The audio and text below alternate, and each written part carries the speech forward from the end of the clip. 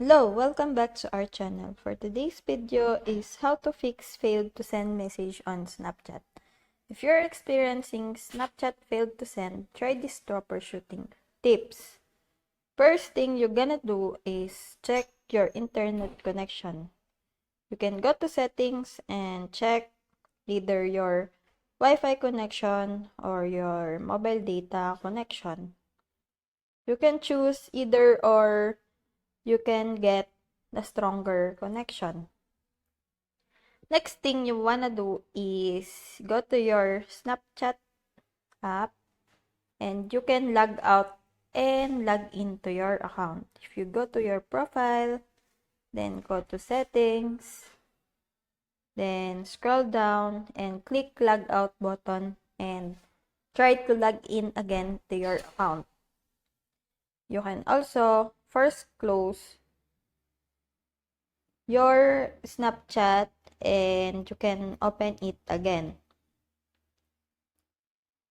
Storage location. Many Snapchat users decline to launch Snapchat once the storage is changed.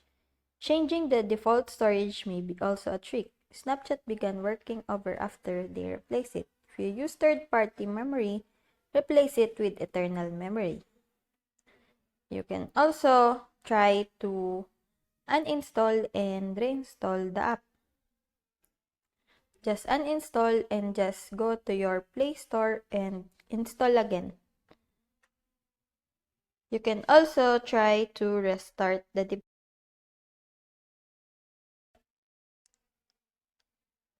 Restart your phone or any device will get free of all the glitches that are running onto your app.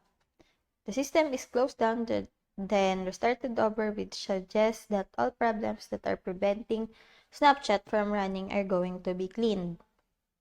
You can also clear the cache in the app. So if you go to settings and go to the apps and go to your manage app, then you're gonna search Snapchat.